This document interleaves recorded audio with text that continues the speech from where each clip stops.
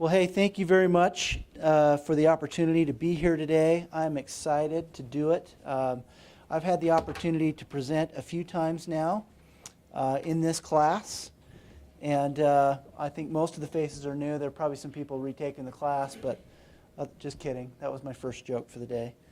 No, it's really great. So I grew up in Provo. My dad was a professor at BYU for 20 years. I feel like BYU is home to me, and it's always a pleasure to have the opportunity to come on campus, especially when you get to work with students and talk to students, because that's where the energy is here at BYU. While we're getting the computer going here, let me just give you a little bit more about myself and my background. As Dr. Little mentioned, I did attend BYU. I live in Alpine with my wife Carissa and 4 children. My oldest daughter, Kylie, is going to be attending BYU this fall. She just found out that she got accepted. So I'm really excited about that. I was going to bring her today, but she couldn't get out of school. So that's a little bit more about me. And on the recreation thing that Dr. Little mentioned, so outdoor recreation is a passion for me, and that's one of the reasons why I love living here in Utah. And I hope that that'll come through in some of my presentation today. Are we good? It looks like it's not. It is VGA, right? Yeah.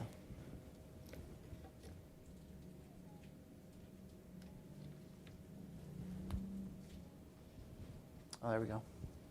We have the right buttons figured out here. It did something. Oh, there it was. Yeah. Okay. So I'll get into that a little bit more as we go along today. So let me talk to you a little bit about Moki. So we don't call it Moki Mobility anymore. We just call it Moki now. Moki is a company that I have been working on for about 3 years. We help businesses succeed in the app era. We believe that mobile apps are increasingly the touch point where enterprises engage with their customers. That's kind of a mouthful there. What we mean by that is that mobile apps today are the way that we interact with each other and with businesses. This is probably for you something that is a given, right? You know this already, you use mobile apps. But 20 years ago, when I wanted to interact with the credit union, I would go down and deposit a check. 10 years ago, I would go online and try to maybe scan a check and do something online with my online banking. Today, when my daughter gets a check from babysitting or something like that, she takes a picture of the check with her cell phone and uploads it to the bank that way. And so that's what we mean when we say that mobile apps are increasingly becoming the touch point for business.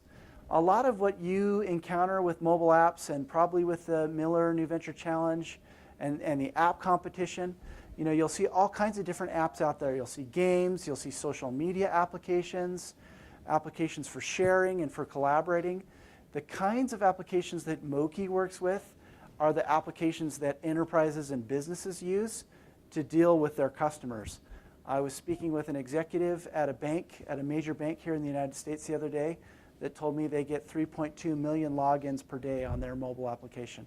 Those are the kinds of applications that Moki works with. A couple stats for you.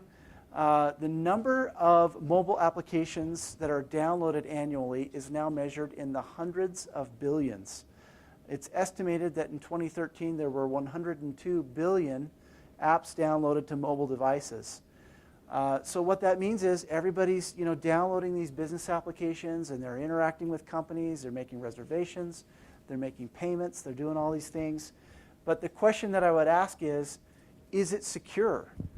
Is that a secure thing to do? Are there privacy issues? Are there security issues? Well, we've done some research on that, and we found that of 275 banking apps that were reviewed and studied in 2013, 80% of those were found to be insecure. So what that means is the banking app that you use, it might have a security problem or a problem that could represent a risk to you and your information and your money. Around 1 in 10 devices has been jailbroken or rooted. So do we have any hackers in here? Has anybody rooted their their Android device or jailbroken. There's one, Dr. Little. Oh, all right. So I think we almost represented the 1 in 10 there just by raising our hands. So there's a lot of reasons for rooting and jailbreaking. Mostly people just want to experiment. Maybe you want to get root access so that you can get around a privilege. Personally, I don't like Apple Maps very much, and I wish that I could change the default when I click on an address on my iPhone to go to Google Maps. Well, you can't do that unless you root your device, right? So there's a lot of reasons why people root devices. However, one problem is there are also nefarious things that can be done when a device is rooted. You can download an application that can run at root level with root privileges. And in the PC world, we used to call that spyware. So there are problems that can happen on rooted devices. Another stat, basically 85% of custom business apps have security vulnerabilities. So I want to take you through some questions that we ask our customers. But before I do that, a couple examples. So you're all very familiar, I'm sure, with Snapchat. Pretty cool app for sharing photos and experiences with your friends. After 4.6 million user accounts were compromised on Snapchat's system, one of their executives said that security should not be a secondary goal, right? It's like, well, after the hack, now we're thinking that security shouldn't be secondary, it should be primary. And by secondary, what we mean is we shouldn't be going for features and then secondarily worried about security. We should be doing those things in lockstep. Now, the Starbucks app is probably not an app that you use on campus a whole lot, but I want to I think they do make hot cocoa there, so if you want to try it, feel free. But the Starbucks app is a great example because it is a very, very popular commerce application here in the United States. In fact, the Starbucks app accounts for 11% of their sales at Starbucks. So when people stop at Starbucks and they get a drink or a treat, 11% of those sales are accounted for by that app. Now, they made a simple mistake. They left information like usernames, passwords, email addresses, OAuth keys, location data, personally identifiable information in open logs in their application, which meant that a hacker could grab your phone, he could, plug in some developer tools, and then he could see all that information and steal your information or steal your identity if you were using the Starbucks application. Now, this didn't represent a huge risk to Starbucks or its customers, but it does represent the kinds of problems that we see in mobile applications that can create security issues for users and risks and liability for businesses. So let's just talk a little bit about the liability that a business faces when they go into this world of mobilization to their customers. Is anybody familiar with the hacking problem, the information security problem that happened with Target recently? So what happened there was tens of millions, we don't know the exact number, I think it's higher than what's been published, tens of millions of people's credit card data and their PINs from their debit cards were stolen. It looks like maybe that hack was initiated by their heating and air conditioning contractor.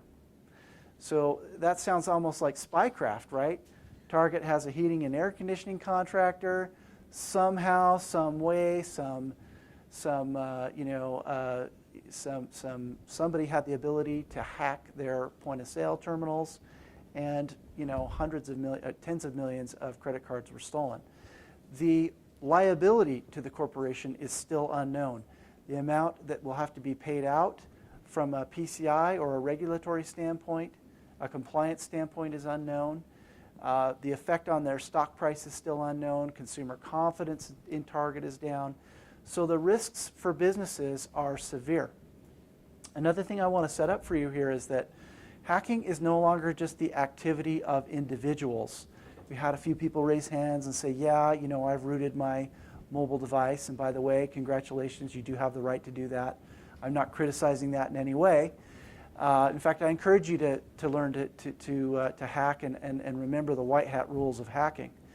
But there are corporations which have been set up in other parts of the world that consists of employees who have valid business degrees, computer science degrees, that employ hundreds and hundreds of individuals at these corporations, and their sole purpose is to commit fraud, to breach information security for corporations, and to hack. And a lot of these hacking attempts are done with botnets, which are essentially computers that have been hacked and taken over. And then they're pointed at a website or at a resource to perform denial of service attacks and all kinds of other attacks. So essentially what I'm trying to say is that in the war of information security, the attempts to breach people's security and to hack have been institutionalized. There are companies that are set up with a charter to break the law and to steal information, and that's creating tremendous risk for businesses as they go out and they try to engage with people using computers. So some questions that we ask our customers when they're thinking about deploying an application that's going to go out to their business customers. We ask them, are you in the dark? You know, how many active users do you have? Are any of the devices that your application is being run on, are they jailbroken? When do the devices change networks? So one of the interesting things about a mobile device is it can hop on any network. Maybe you go to the airport and you see something that says, you know, Guido's Wi-Fi, and you hop on that thing. Well, that's probably a honeypot, which means that might be somebody that's set up a network just to watch your data. So if you create an application and you've got your customers working on this application, is their data secure if they hop on a weird network? So there are considerations there. Is the device using any unauthorized peripheral? So a peripheral is just something that can attach to a device to perform a specific function.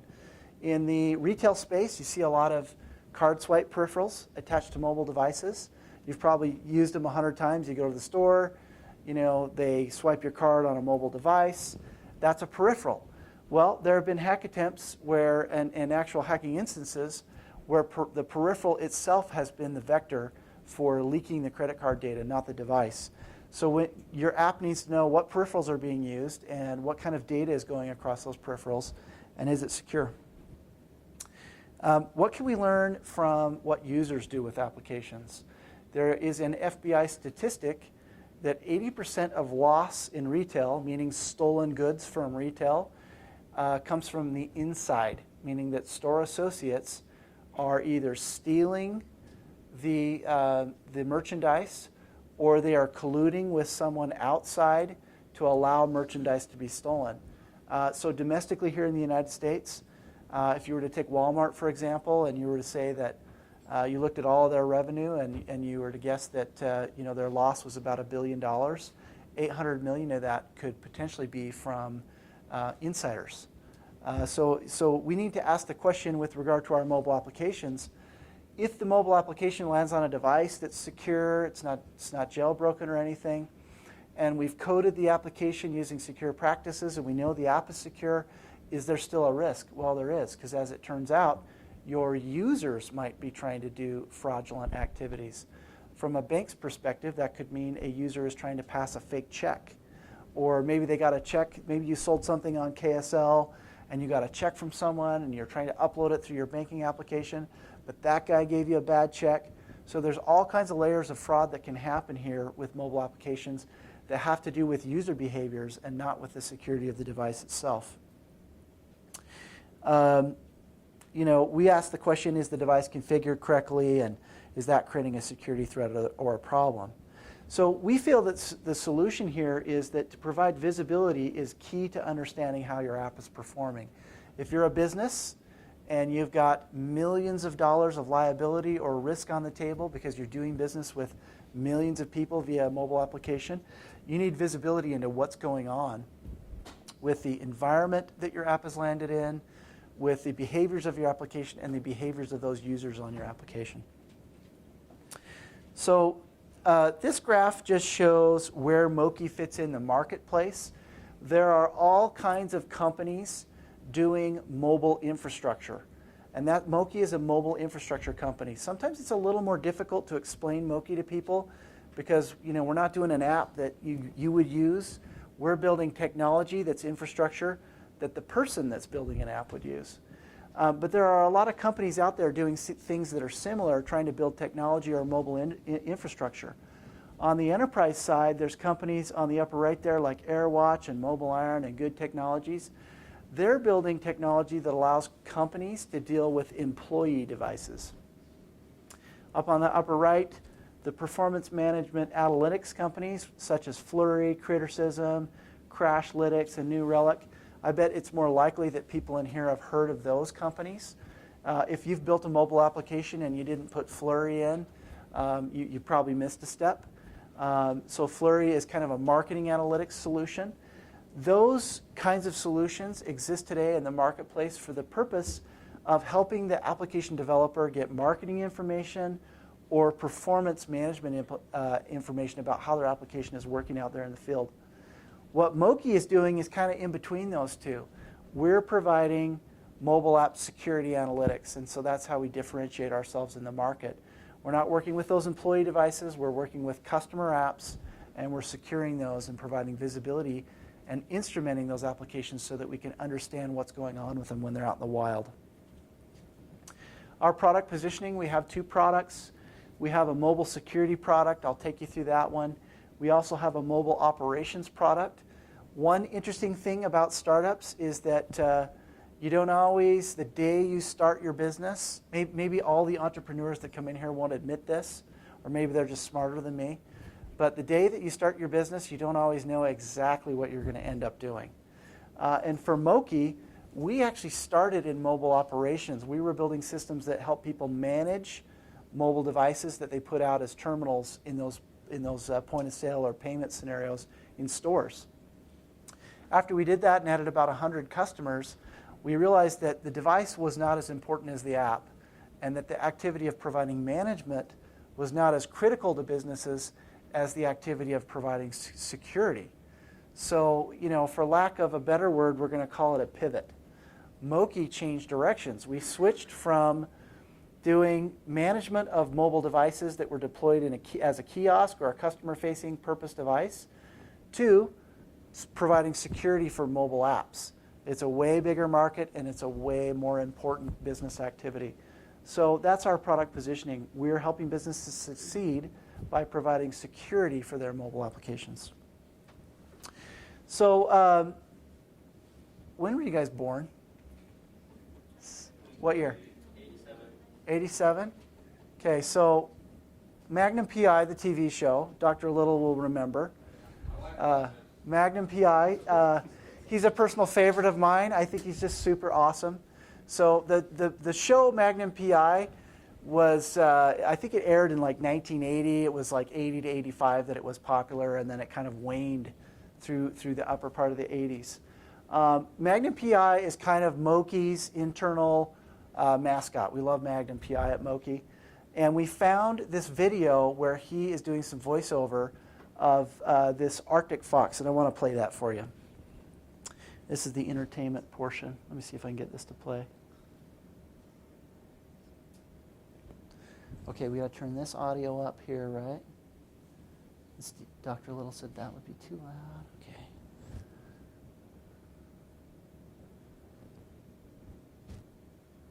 There we go.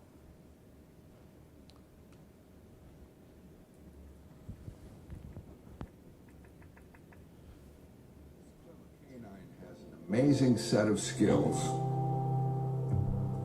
Deep snow covers the Black Hills of the Dakotas, and hidden under that icy blanket, field mice are stirring.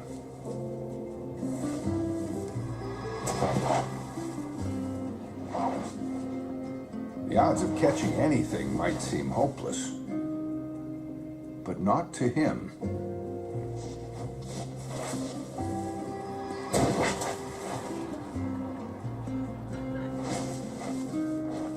Enormous leap to catch a critter under 3 feet of snow.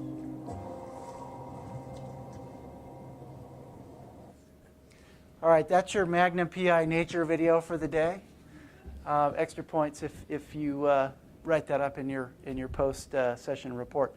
So the Arctic fox, pretty cool, right? He actually has all of his senses heightened. He has the capability to sense movement under like 3 feet of snow. He doesn't get a critter every time he dies, but he's pretty successful at feeding himself this way. So this is an analogy for Moki's product called Tracker, which I want to introduce to you. So Tracker is mobile application security analytics. Tracker is a runtime security strategy which safeguards every instance of your app in the wild. Because most security issues are only visible as patterns, Tracker helps you monitor a broad range of data points. Then when attacks do happen, you'll be able to pounce on them, right down to the individual device. So Tracker is Moki's new product. Here's the way it works. We have an SDK. It gets embedded into the application of our customer. When that application is deployed in the wild, it is now instrumented for data and for analytics based on the behavior of the user, the behavior of the application, and the environmental conditions that the application is being run in. So if your user switches to a network that is insecure and they're trying to pass a bad check, how are you going to know when that happens? Well, what you have to do is you have to instrument the activity and the behaviors of all of your users and use some machine learning and some big data to look across your entire appscape, we call it, to understand where your outliers are. And that's what Tracker does. Tracker is a cloud-based system where we track all of the activity of all of the users of the application that are breadcrumbed for security purposes and the environmental conditions that are in there. So we have a picture across those 3 million logins a day for a given bank. Not only that, since our solution is a platform and it's what's called a multi-tenant single instance SaaS platform, which basically means that all of our data goes into one database in the cloud, we actually have the capability to look across the activity of all the applications of all the businesses that use our platform and to perform data science across that to try to understand, okay, if we saw a bad activity over here on application A on network B, is that something that is interesting to another customer of ours? So that's what Tracker is. It is a mobile app security analytics platform. We have a command and control console where our customers can go to see what risks they're facing, what's going on with their applications. And the bigger customers have their own platforms that they call threat alert platforms that we integrate to as well to shoot data out to their platforms so that they can see what's going on with their mobile apps. So that's Tracker. Our older product is called Manager, and this was the original product that the company launched. What Manager does is it allows companies to manage mobile devices that have been put into, say, retail stores as cash registers, and to provide kind of an IT help desk for those applications, for those devices, to lock them down so people can't mess with them, to provide ongoing configuration of those solutions. We have a lot of people using Manager. We signed a bank in December in Detroit that's using the solution, and they're planning to roll out 100,000 managed mobile devices to their merchant customers. So Manager is pretty awesome for managing those kinds of dedicated purpose mobile device solutions. And this is really where we cut our teeth and where we learned a lot of what we know today about mobile and about where we're going. And the reason I thought it might make sense to tell that story the way I did today is that as you go out and work in business and in your own entrepreneurial activities, keep in mind that your original idea, your original plan, your original product may not be where you end up going ultimately as a business. I will say the faster you can get on to your scalable opportunity, the better. But sometimes you have to kind of go out there and take some shots to learn what it is that you can do for customers that's going to provide more value later on. And that was certainly the case for Moki. Now, our strategy, we are not going to stop selling this product because both of these products are in the space which is compatible with Moki, which is we're in the customer mobilization projects. So if one of our customers wants to go out on a dedicated device, then we have Manager. If one of our customers wants to go out via an app in the store, we have Tracker. And we have some customers that are doing both kinds of projects, and so they can use both products. So Manager also has full command and control. It's more oriented around a list. You see a list of your dedicated devices. So if you were, let's say, DSW Shoe Warehouse, which is one of our customers, and you deployed iPads as your new point-of-sale unit, you got rid of your cash registers, you stuck an iPad in as your point-of-sale unit, you would use Moki Manager as a means of providing operational support and help desk support and for locking those devices down in those retail scenarios. And like I say, we've got a big pipeline, a lot of people buying this from us. And then they come in and they say, hey, not only do we want to, our customers are telling us, not only do we want to go out on these dedicated devices, or not only do we want to manage devices that are out there in a kiosk format, we want to do apps, and we need security for those applications, so we want to talk to you about your tracker product as well. So this is complementary to where we're going. So a little bit of history about our company. As Dr. Little said, I got a computer science degree here at BYU, and I'm now a recovering engineer. So before I started my recovery process, I was coding. So I started writing code late in 2010 for the architecture for this system. It's a cloud-based, mobile infrastructure system. I worked 70 hours a week, for a whole year in 2011 to produce the architecture and the basis for Manager, and which is now the architecture and the basis for Tracker as well. In 2012, we decided, my partners and I decided that, this is pretty good. We want to go to market. So we founded a company based on the technology that we had created. And we started landing our first customers in July of 2012, kind of working with early adopter customers to figure out what it was they needed. 2013 was a big year for us. We raised $2 million of seed funding, which was led by Epic Ventures here in Utah. They put $500,000 into that round. You can check these facts on Crunchbase. In June of 2013, we reached 100 paying customers on Manager, which means that 100 businesses were using Manager to support their dedicated device deployments. In September of last year, we did a $6.6 million Series A raise with some great investors, Paleon Venture Partners, Allegis Capital in the Bay Area, and Epic Ventures came into our A round as well. So Paleon and Epic are here in Utah. Allegis Capital is in the Bay Area. And we are, we anticipate that we will raise quite a bit more money. I think it takes about $10 million to build a infrastructure technology play today. There are a lot of companies out there that are being created for much less, and I know there's a lot of talk here at BYU about kind of nail it, scale it, and do it the cheap way. But if you're going to try to create a company that's really going to be a technology company, not just a solution company or an app company, it's going to take some money. And so we've raised that money, and we will be announcing additional raises early this year where you'll see that we're raising more money so we can really go after this marketplace. And frankly, this isn't that much money. It's a lot of money, but compared to the kind of money being raised in our market, it's not a lot of money. If you think back to that bubble slide, one of the companies that I showed in the enterprise space is a company called AirWatch, which was just purchased by VMware for about $1.6 billion. AirWatch raised $200 million for their Series A. So when I say that you need like $10 million in our space to build a technology company, that's kind of like just the ante-up fee, okay? To build a big technology company today, it does require a lot of capital. You can create an app, you can create a SaaS business that has a solution, you can bootstrap it. I've done that. My first company, Wingate Web, we bootstrapped it, sold it for $30 million after 10 years. My business partners and I owned it entirely. We never raised a penny. That can be done. But if you're going to do a technology play like Moki or Domo or something, look at how much money those guys have raised. It is going to take capital to pull it off. Don't kid yourself if you think you can do it for free.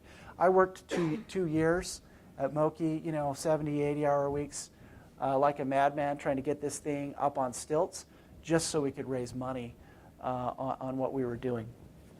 So my perspective, and after the class today, if you want to talk a little bit more about raising money and what kinds of businesses need money and at what stage should you raise money, I'd be happy to offer my perspective.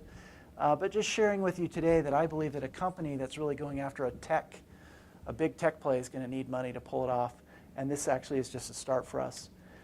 December of 2013, probably an even more important milestone for us than the raise, was that Moki landed its first six-figure customer in ARR, which is annually reoccurring revenue. So we landed a customer that is a bank in Detroit. I can't quite name their name yet, but maybe after the camera's turned off, I'll tell you who they are.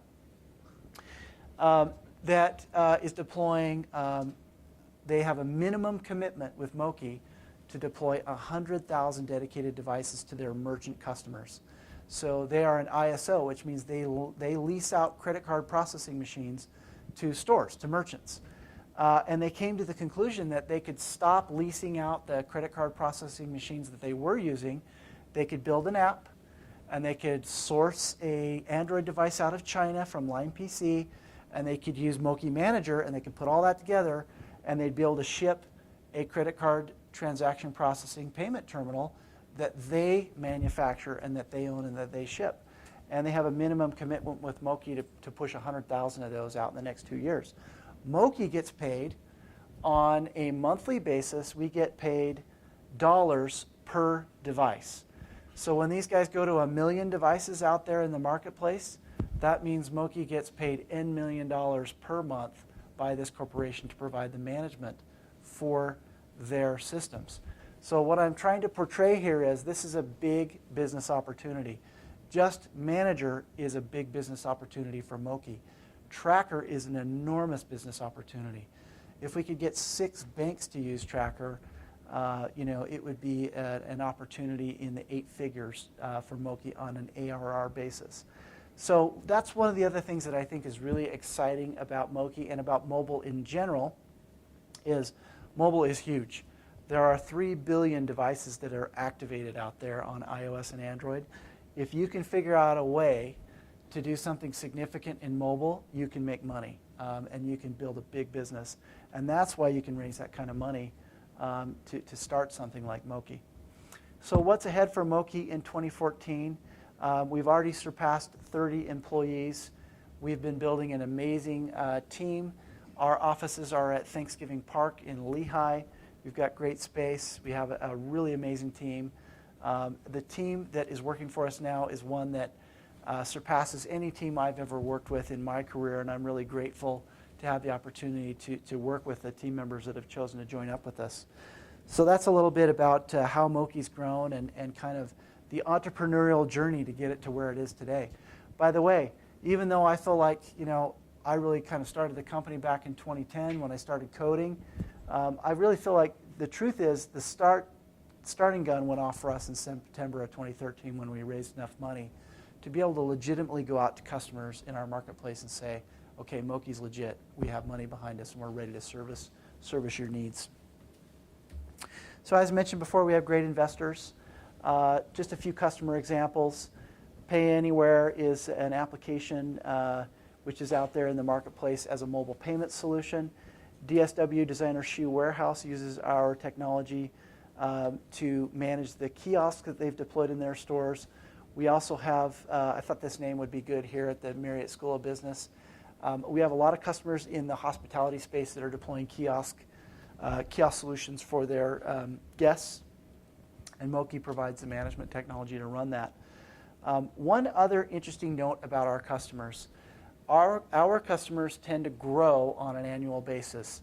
One of my customers, Mobility, signed a deal with us for about $15,000 a year, which is a good-sized deal for us. Last year in, I think it was May. By the end of the year, they'd come back to do additional purchases with Moki as they rolled out additional devices and needed additional support. And they are now at $60,000 a year in ARR with Moki. So we're seeing, when we land a customer for $10,000 or $15,000 a year, we're seeing growth within those accounts, significant growth within those accounts, sometimes on order of 200, 300, or 400% per year. And that's one of the beautiful things about a SaaS business is if you do provide a good solution for your customers, you can grow as they grow, and you can build your business that way. So that's the end of my slide presentation. We have about 10 minutes, and we are going to have kind of a Q&A after the class. So if anybody wants to stick around for that, I'd be happy to take questions maybe about what you're doing and offer perspective. But I thought it might make sense for you guys to ask questions if you had any questions or clarifications that you want on the presentation today. Yeah. I was just wondering, what do you look for in a developer when you're hiring a developer? So the question was, what do we look for when we're hiring a developer?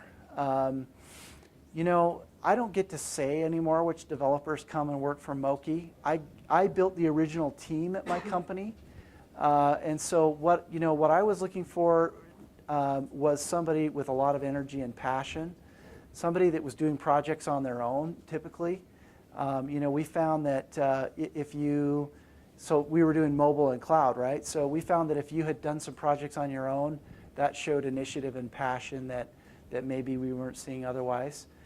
I've got a few developers that work for me that are really amazing that don't have full 4-year degrees.